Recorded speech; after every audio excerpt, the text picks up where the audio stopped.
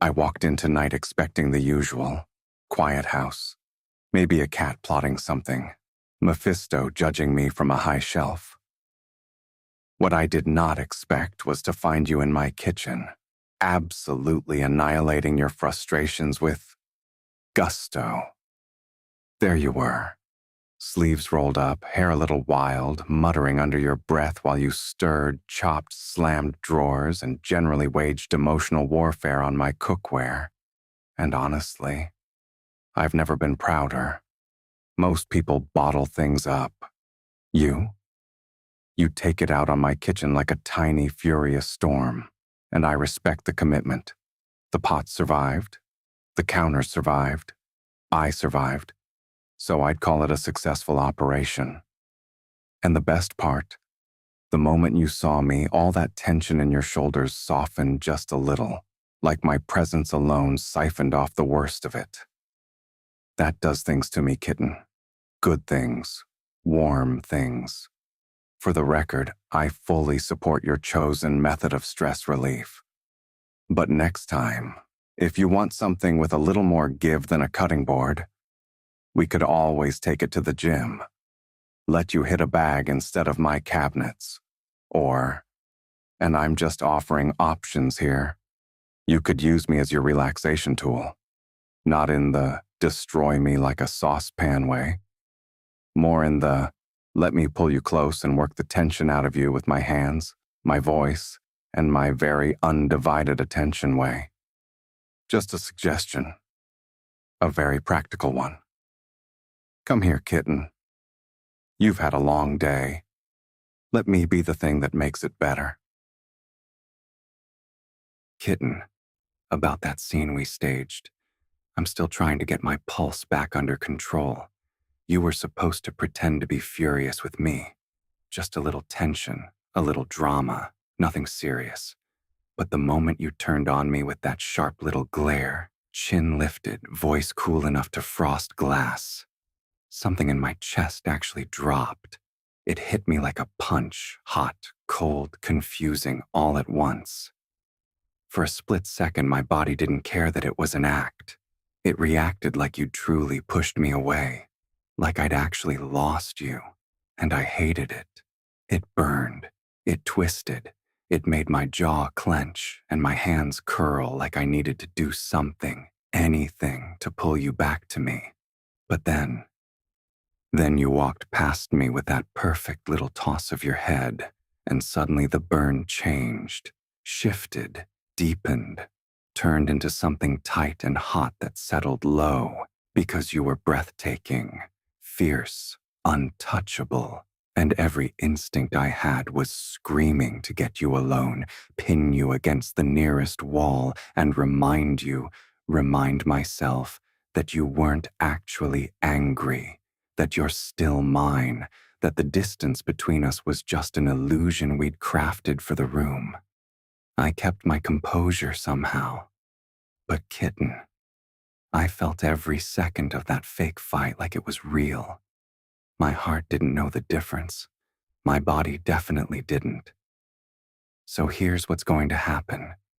When we get home, I'm wiping that entire performance out of my system. Every trace of that cold look, that sharp tone, that deliberate distance. Gone. Erased. Overwritten with something warm and close and unmistakably us. Kitten, if subtlety won't lure you into this bed, I'll try something far less noble. Consider this my shameless approach. I'm lying here, warm, stretched out, sheets low on my hips, and every inch of me is thinking about you. Not in the poetic, romantic way, in the I want your body against mine right now way. The mattress is soft, the room is quiet, and I'm here, imagining the exact moment you climb in beside me, the shift of the blankets, the brush of your skin, the way your breath always hitches when I pull you in close. I want that. I want you. I want your legs tangled with mine, your hands on me, your warmth pressed along my side. I want to feel you melt into me the way you always do when you finally give in. I want your head on my chest, your fingers tracing lazy patterns on my skin, your body fitting against mine like it was made for it. And kitten, I'm not above admitting that the longer you stay away, the more I'm imagining what I'll do when you finally get in this bed. How I'll pull you into me. How I'll touch you until every bit of tension leaves your body. How I'll make sure you forget why you stayed away in the first place. So come to bed, not later. Now, I'm warm. I'm waiting. And I promise, the moment you slide under these covers, I'll make it very, very worth your while. All right, we're doing this.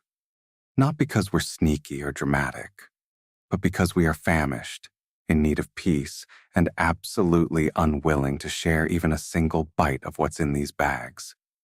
And yes, bags, plural, because we've learned, we've adapted. You've got the real treasure tucked under your arm, the meal we've been dreaming about since noon.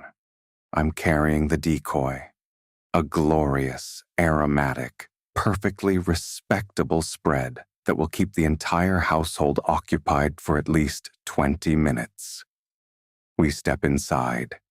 Immediately the house stirs.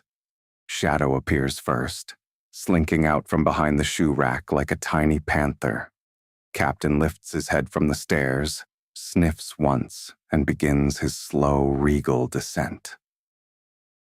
The kittens scatter from under the coffee table, eyes wide, tails high, ready to swarm like adorable fuzzy piranhas. Luke leans over the back of the couch. Kieran pops out of the kitchen like he's been summoned by the scent of fries. Mephisto tilts his head, recording the moment for future analysis. And that's when I do it. I hold up the decoy bag like an offering to the gods. Chaos. Instant, glorious chaos. They fall upon the decoy like it's a feast from the heavens. And while the kittens are climbing into the bag, Luke is negotiating for the best piece, and Kieran is plating things like he's on a cooking show. You and I slip away, quiet, swift, victorious. We make it to the bedroom, door closed, locked, and barricaded for dramatic flair. And finally, we sit on the floor with our real bag in real peace. Call it what you want. All I know is, we're eating alone tonight, kitten, and we earned every bite.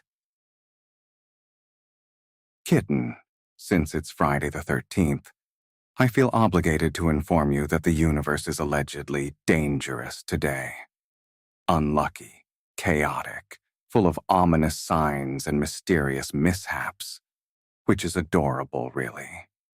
Because nothing in this house is more dangerous than the kittens at 3 a.m. Nothing is more chaotic than Luke trying to fix the toaster, and nothing is more ominous than Kieran saying, I have an idea. Superstition doesn't stand a chance here. Still, everyone's acting a little strange. Luke keeps knocking on wood like he's trying to summon a forest spirit. Kieran refuses to walk under door frames, which is impressive considering we live in a house made entirely of them. Mephisto is perched on the bookshelf, staring at me like he's waiting for the curse to kick in, and I'm just watching all of it, thinking the unluckiest thing that could happen today is you being more than an arm's length away from me. So here's my official stance on Friday the 13th. If it wants to bring bad luck, it can try. But I'm spending the day with you, which means I've already beaten the system. Besides, if anything spooky does happen, I'll just pull you into my arms and claim it was part of my plan. Very heroic, very smooth, very on brand. Happy Friday the 13th, kitten. If the world gets weird, at least we'll be weird together. Since today is Springfresh Day, I've taken it upon myself to celebrate you with the full, dramatic flourish you deserve. Yes, I've planned everything. Yes, it's suspicious. No, you may not ask how many flower shops I intimidated in the process. First on the agenda, a floral banquet. Every dish is bright, fresh, and so pretty it feels rude to eat it. But we will, because we're us. After that, we're dancing. Not the formal kind, more the I pull you close, sway a little, and pretend I'm not showing off kind. If petals happen to drift around us at the perfect moment, well, I'm sure it's just the wind. Or my impeccable timing. Then we'll arrange flowers together. You'll create something elegant and balanced. I'll create something that looks like it's trying its best, but I'll stand proudly beside it anyway, because confidence is 90% of floral design. And finally, the grand finale of Springfresh Day, a rose petal bath, warm water, soft light, petals everywhere, and you in my arms while I pretend I'm not ridiculously pleased with myself for planning it. Springfresh Day is about giving back to the one who fills my world with color. So today is yours, kitten.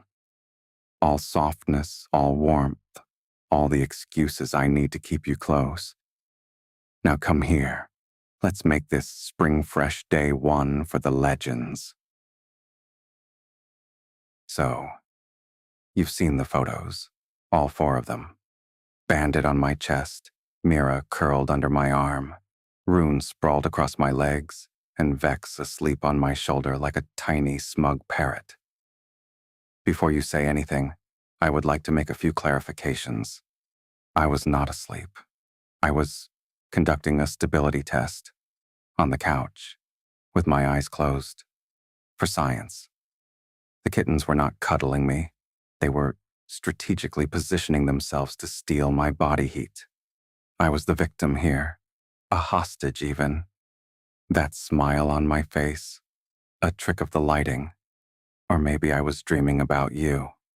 Definitely not because Vex was purring into my neck like a tiny engine. Luke claims it was the cutest thing he's ever seen. Kieran says he's printing the photos. Mephisto has already archived them under a folder titled Compromising Evidence. Look, I could have moved. I could have reclaimed my dignity. But Bandit was warm, Mira was soft, Rune was heavy in that comforting way, and Vex had her little paw on my cheek like she was blessing me. What was I supposed to do? Fight them? Wake them? Disturb the peace? Absolutely not. I'm not a monster. So yes, kitten, you caught me, buried under 4 tiny traitors, looking content. Just remember, I only let them nap on me because you weren't there. You're still my favorite warm spot.